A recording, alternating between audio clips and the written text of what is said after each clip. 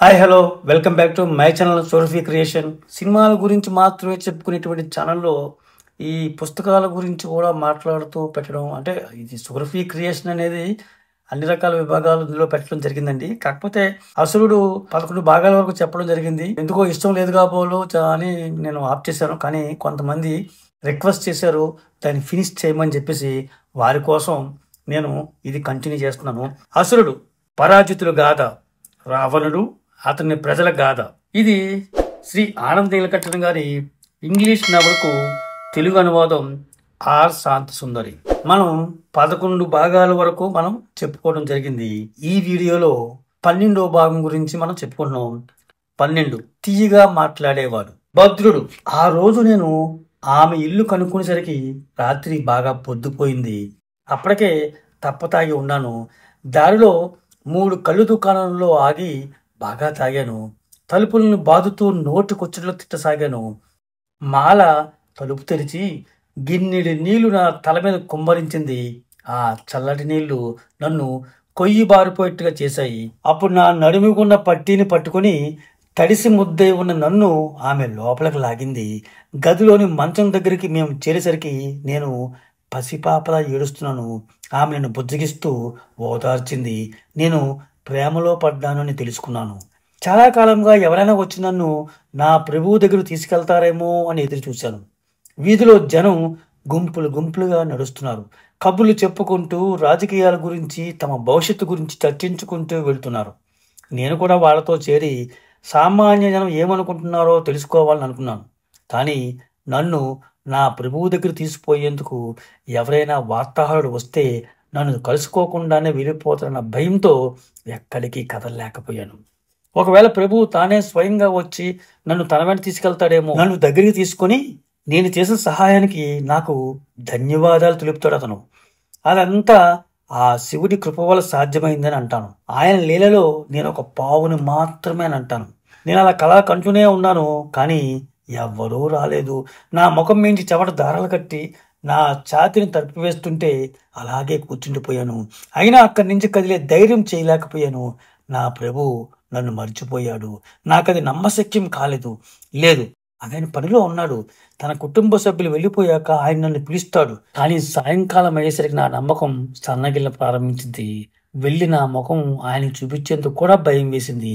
నేనెవరిని? తుచ్చుడిని, చిన్న క్రిమి కీటకం లాంటి వాడిని. నా మీద నాకే ఉమ్మేసుకోవాలనిపించింది. చేసేందుకు పనేమీ లేకపోవడంతో ఒకరోజు నేను కూరగాయలు కొనేందుకు మాల వెంట అంగడికి వెళ్ళాను.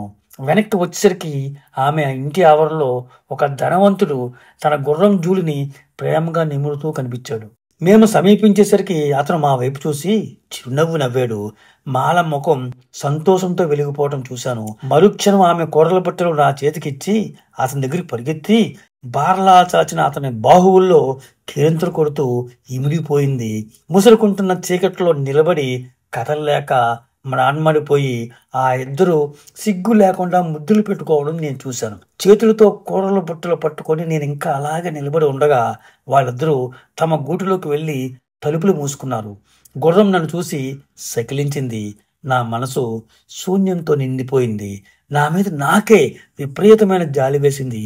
జీవితం చేసే అన్యాయం పట్ల కోపము, నిస్పృహ పెరిగిపోయాయి.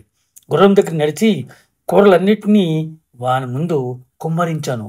మళ్ళీ వెనక్కి అంగడి వీధిలోకి వెళ్ళిపోయాను. 3 రోజులు పస్తులు ఉన్నాక ఒక సత్రంలో వంటవాడిగా పని దొరికింది. చలికాలం ముగిసిపోయే వేళకి ఒక చిన్న సంఘటన నగరంలో పెద్ద అలజడిని సృష్టించింది.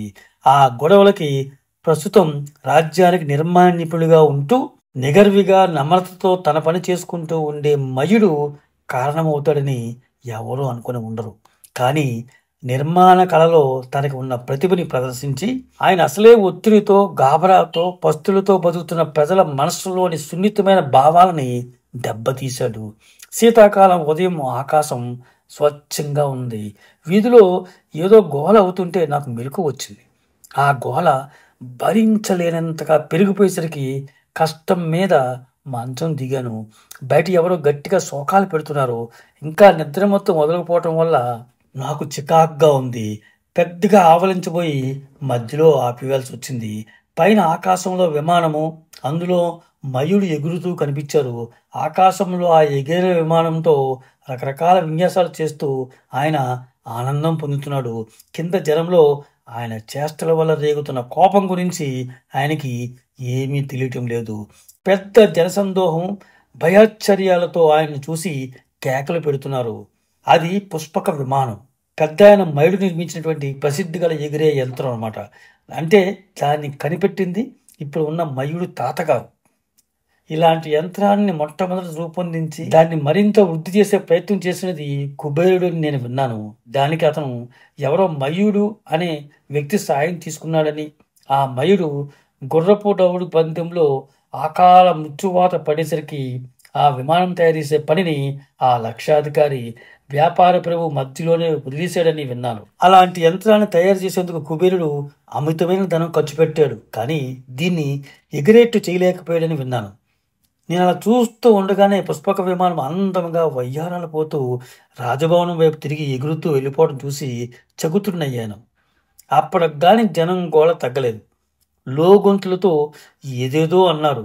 అప్పుడు నా దృష్టి అతని మీద పడింది, మాల ప్రియుడి మీద. అతను ఒక గోడ మీద ఎక్కి నిలబడి గట్టిగా ఏదో అరుస్తున్నాడు. అతను ఏమంటున్నాడో వినాలని జనాలను తప్పించుకుంటూ అతని వైపు నడిచాను. గోల క్రమక్రమంగా పూర్తిగా అణిగిపోయింది.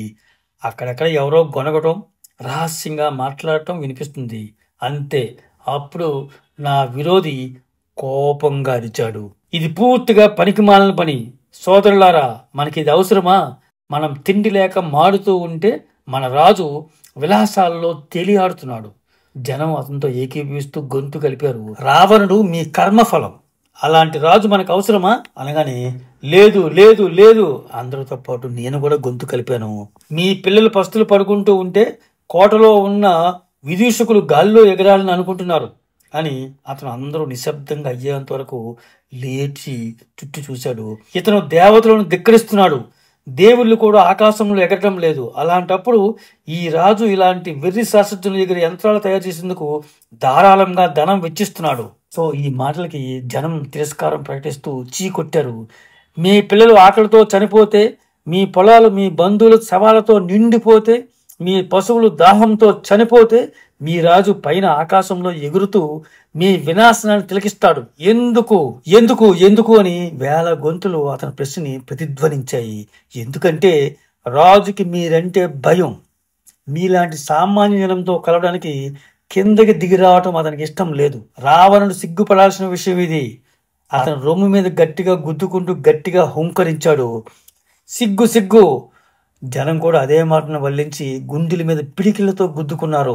వరుణుడి వల్ల మీ జీవితాలు ఇలా ఘోరంగా తయారైనాయని అంటున్నాడు అతను. ఈ వరుణుడు ఎవరు? లంక ప్రజల మీద అతనికి ఏం హక్కు ఉంది? అతను ఒక సముద్రపు దొంగ. అది మీ దురదృష్టం. కాదు కాదు, మీ బలహీనత.